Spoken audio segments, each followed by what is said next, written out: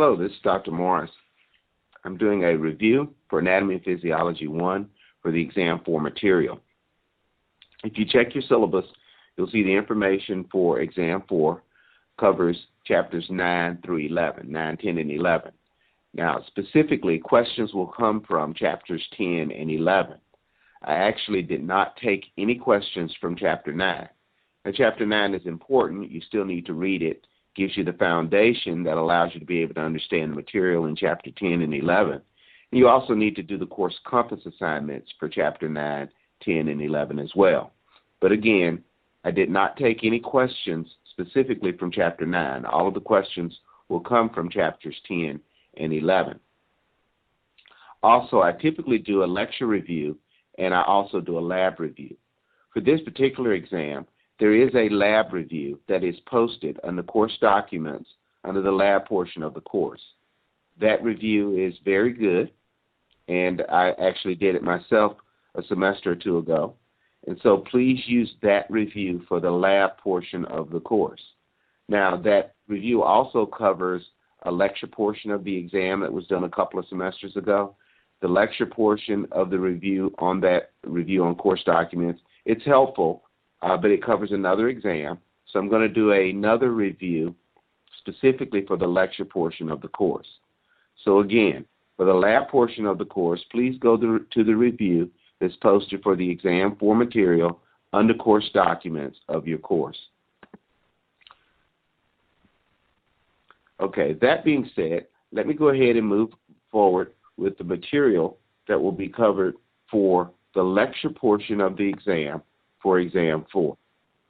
Again, this covers the muscular system, the axillary and the appendicular muscle system. I'll start off generally with just some muscular questions that are important to know. Should understand the histology of the skeletal muscle fibers. Again, you studied that in the material back in the earlier portion of the course. But you should understand what occurs when a skeletal muscle contracts. Histologically, you should know what happens with the H-band and the I-band when a muscle contracts. You should know what happens with the A-band when a muscle contracts. You should know what specific zones overlap. You should know what occurs at the Z-line when a muscle contracts. You should know the difference between fast fibers and slow fibers. Fast fibers, remember, are a little bit different than the slow fibers, react differently, and so you should understand the concepts of both. Remember that fast fibers have a low resistance to fatigue. You should also know that in fast fibers, they have twitches. These twitches are very brief in the contraction phase, which differs from the slow fibers. Now, I may ask you a question specifically about fast fibers. I may ask you a question specifically about slow fibers. You should understand the difference between the two. You should know the difference in skeletal muscle and in smooth muscle. You should know the specific characteristics of smooth muscle. You should know that smooth muscles, specifically smooth muscle has connective tissue, and the connective tissue of smooth muscle differs, and I said that wrong, I'm sorry. You should know that skeletal muscle has connective tissue, and the connective tissue of the skeletal muscle forms tendons, and it also forms another structure referred to as an aponeurosis. Now, recognizing smooth muscles, you don't see this type of connective tissue structure. The structures that form tendons and aponeurosis, is you see that exclusively for skeletal muscles. You should understand what is meant by the recovery period. The recovery period. Typically, in the recovery period, the body needs oxygen. You need additional oxygen that's required to restore energy reserves. Typically, when a person exercises, those energy reserves are depleted, and so during the recovery phase, typically those depleted reserves need to be restored, so the body needs additional oxygen. So please study and understand the concept of the recovery period. You should understand the importance of the neurotransmitter that's involved in the muscular system. That is acetylcholine. You should know where acetylcholine exists at, what the responsibility or the function of acetylcholine is, where it reacts, and its importance. You should know the importance of the enzyme acetylcholinesterase. Acetylcholinesterase. What happens when the body does not have acetylcholinesterase? When acetylcholinesterase is absent, what happens to muscle? What type of phenomenon would you see occur in muscles? You should be able to tell me the definition of a myoblast. Should be able to tell me the definition of a fascicle, a myofibril, and a sarcomere. Important definitions that you'll know. I'll ask you specific, or I may give you a specific definition, and you'll have to identify what those different terms mean. Myoblast, fascicle, myofibril, and sarcomere.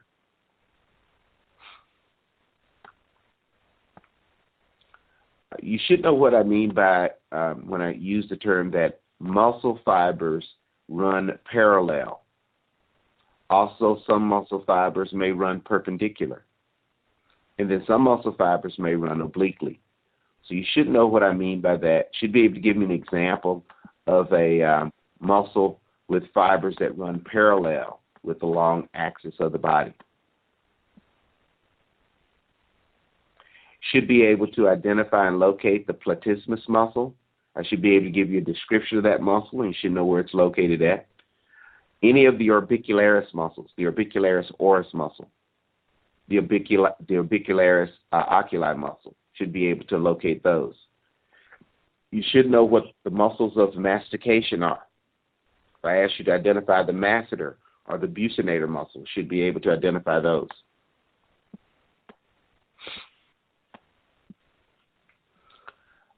You should be able to tell me what is the importance of ATP in skeletal muscle. ATP.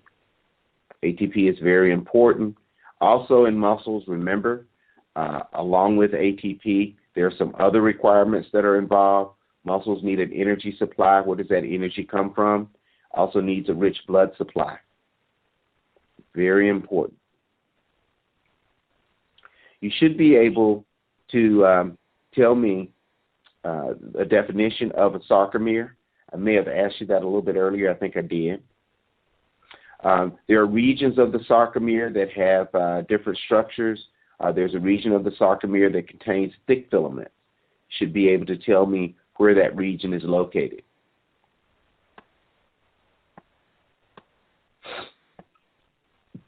You should be able to tell me or identify the eye muscles, the lateral rectus, the superior rectus, the inferior, the oblique rectus. Should be able to identify each of the rectus muscles. Also remember those muscles, because they are small, they have very few muscle fibers in comparison to the other muscles that are in other areas of the body. And I may ask you to compare muscle fibers in say lumbar muscles, muscles of the back, or large leg muscles. Muscle fibers there are much larger, and there are more muscle fibers in larger groups of muscles than in the smaller muscles related to the eye, the erectus muscles.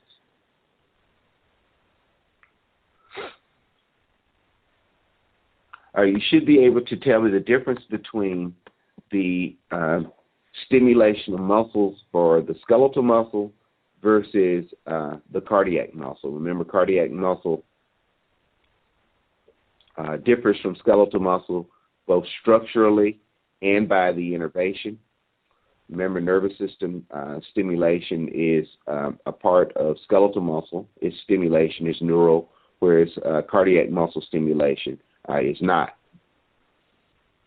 You should be able to tell me or describe to me what is meant by the term Z-line. You should be able to identify what filaments, thick filaments or thin filaments, which ones are anchored at the Z-line. Should be able to identify the hormones that are important in the development of muscle. Remember, several hormones are involved there. Which hormone directly stimulates the growth of muscle, and it leads to increased muscle mass? I believe I already asked you to identify the muscles of mastication. Which of those muscles is the strongest of the jaw muscles? There are also muscles that we see along the abdominal wall. These muscles are important in anterior flexion of the spine, along with compressing the abdomen. Should be able to identify for me those abdominal muscles, those muscles that are important in compressing the abdomen. Also, muscles are located in the body regionally. Some muscles are located laterally. Some muscles are located medially.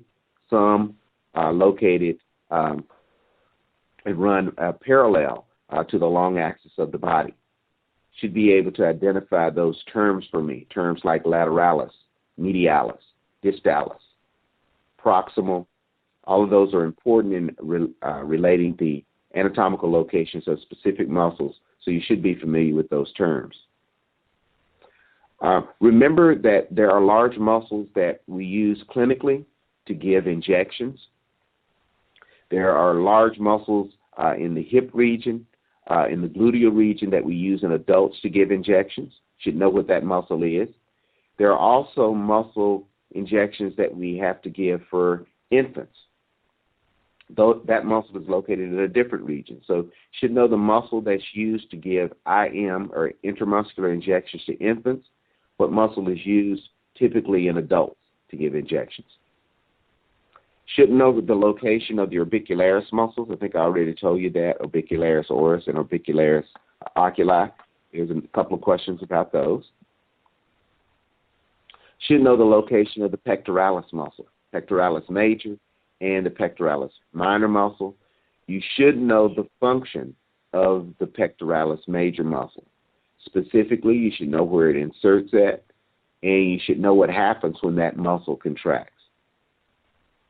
You should know what's meant by the term spinal flexor muscle. Spinal flexor muscle. Should be able to identify the spinal flexor muscles.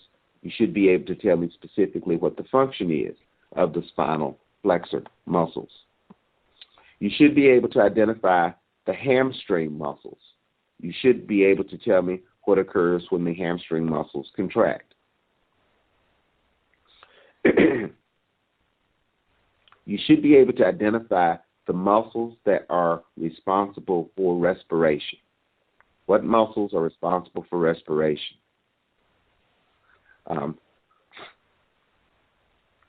Now, the two muscles that are primarily involved, and there are a number of muscles, I shouldn't say, but there are two muscles that are primarily involved in respiration that you should be familiar with.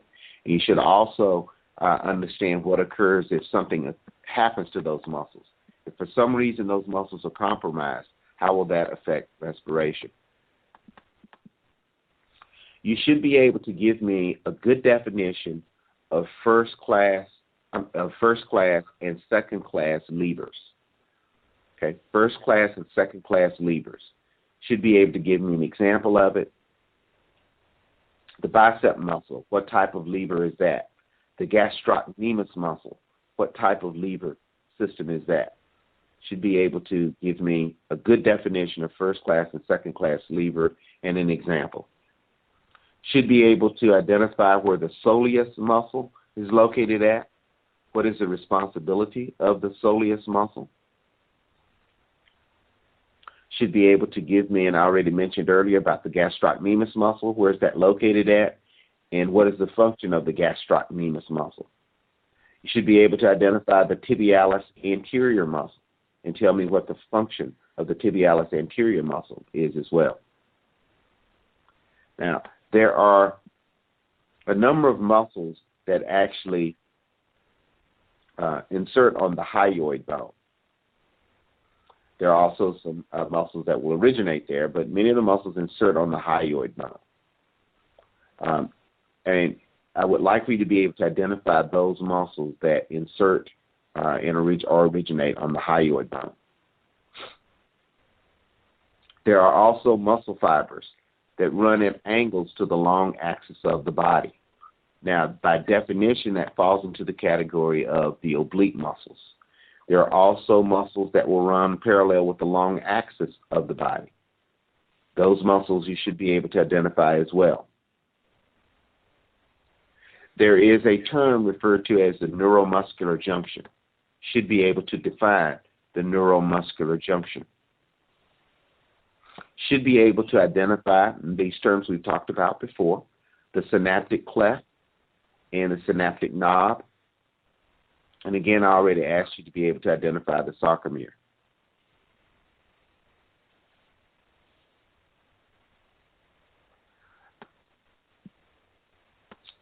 You should be able to identify the difference, and I think I asked you this already, but there's another question about it, the difference between skeletal muscle and cardiac muscle.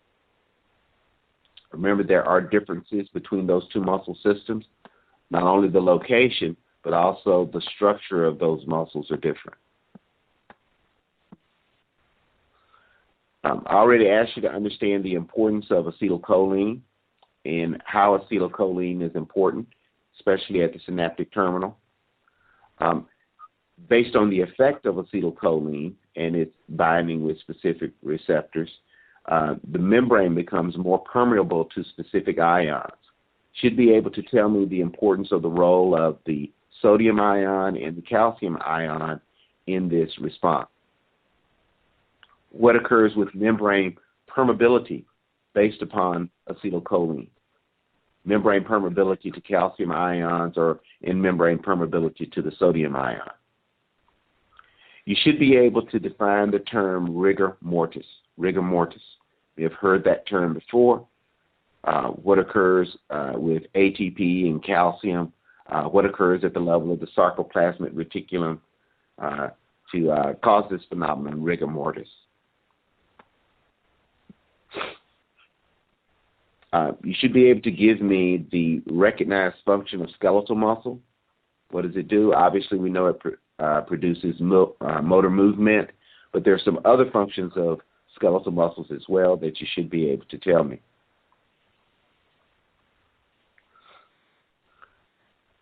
You should be able to identify what muscles produce the greatest amount of tension in the body. Now, tension should be based upon the muscle mass. So obviously the larger muscles should create the most tension.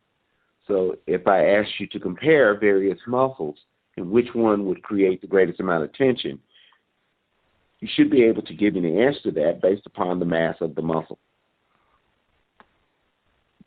You should be able to tell me the muscles of the rotator cuff, the muscles of the rotator cuff. I believe I already asked you to identify the function of the pectoralis major muscle. The pectoralis major muscle is important in the adduction, adduction of a particular structure. What structure adducts with the contraction of the pectoralis major muscle? That being said, you should be able to identify that term, adduct, adduct, and abduct, abduct. Should be able to tell me what adduct and abduct, the difference between those two.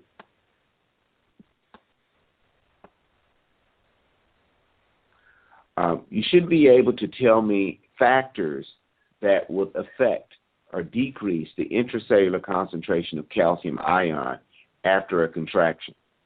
Now, for that, you need to know the importance of the calcium ion in muscular contraction. You need to understand the concept of active transport of calcium, especially into the sarcoplasmic reticulum. So, again, should be able to identify important factors in decreasing the intracellular calcium ion concentration during muscle contraction. There is a disease process referred to as myasthenia gravis. Myasthenia gravis. Now, you should be able to tell me about the disease, how it affects muscle integrity. Myasthenia gravis. You should be able to tell me the different layers of the muscle, paramecium, iomecium. Those structures are identified in your text. Should be able to tell me which of those coverings contains the nerves and blood vessels that service the muscle fibers. Again, paramecium, endomecium, myomecium, all of the coverings of the muscle fibers, individual fibers are covered, bundles of muscle fibers are covered, should be able to identify those coverings, and again, specifically where the nerves and the blood vessels that service the muscle fibers are located.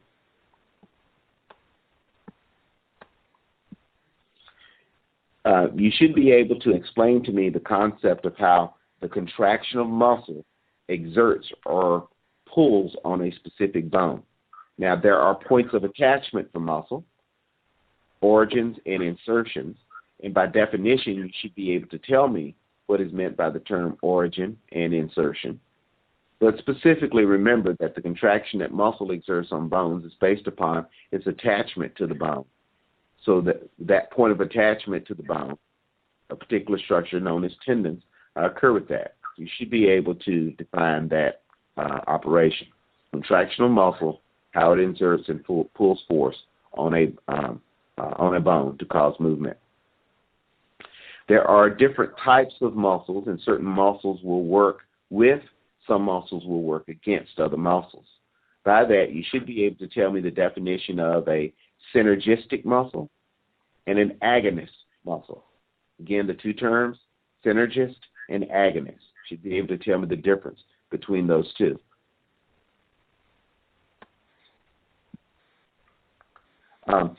You should also be able to identify by a description where the pectoralis major muscle is located at, where the trapezius muscle is located at, where the deltoid muscle is located at, and where the rhomboid muscles are located at.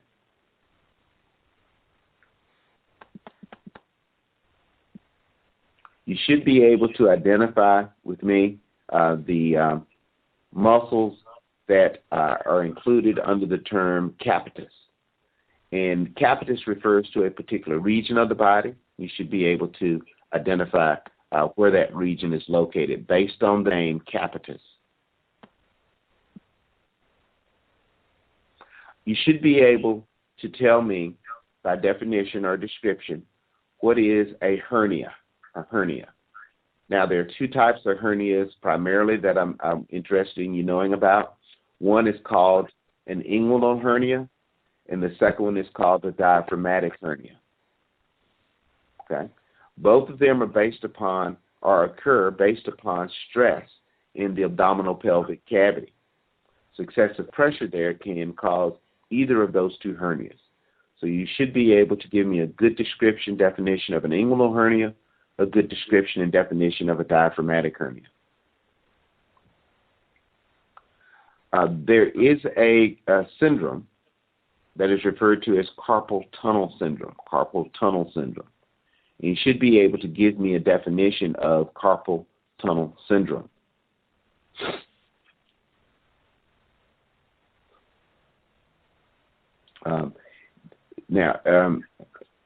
Let me expand upon that just a little bit more. I'm sorry for that pause. You need to be able to explain to me carpal tunnel syndrome. There are some specific structures that I do want you to be familiar with when you explain carpal tunnel syndrome. The carpal retinaculum is one of them. The median nerve is one of them. The synovial tendon sheaths, that is also an important structure that you should be familiar with when we talk about carpal tunnel syndrome. So you should be familiar with those structures, and you should be familiar with the term carpal tunnel syndrome. I believe I already asked you to be able to identify all of the eye muscles. There's another question about that, so make sure you can identify all the eye muscles. You should also be able to tell me which of those muscles contract to cause specific eye movement. If I want your eye to move laterally, you should be able to tell me which muscle has to contract to make the muscle move laterally. If I want the eye to move medially, you should be able to tell me what muscle has to contract to make the eye move medially. You should be able to identify the abductor and the adductors when it refers to the thumb. There is an abductor pollicis Pollicis, remember, refers to thumb. There's also an adductor pollicis. So you should be able to identify those two structures and exactly what they do. Now, there are also some extensor muscles that refer to the hand. There are the extensor digitorum muscles and the flexor digitorum muscles. You should be able to identify the function and the roles of those specific muscles.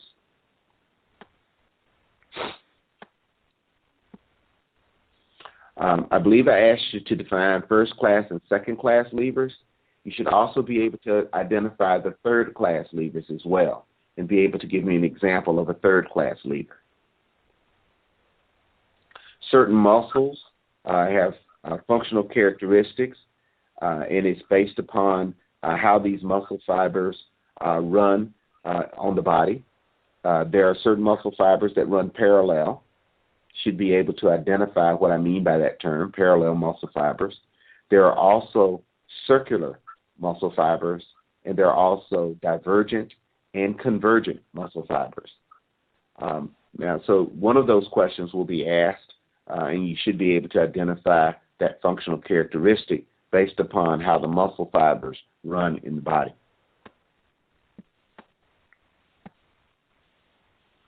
And that pretty much covers the material that will be on the lecture portion of the exam. Again, I would stress upon you to listen to the media review that's posted under the lab section of the course for Exam 4. That review starts off with a review of the lab portion of this exam. So please listen to that review for the lab portion of the exam. I believe it's a QuickTime media file, and it goes over the lab portion of the course. This concludes the review for the lecture portion of the course. Good luck in studying for the exam.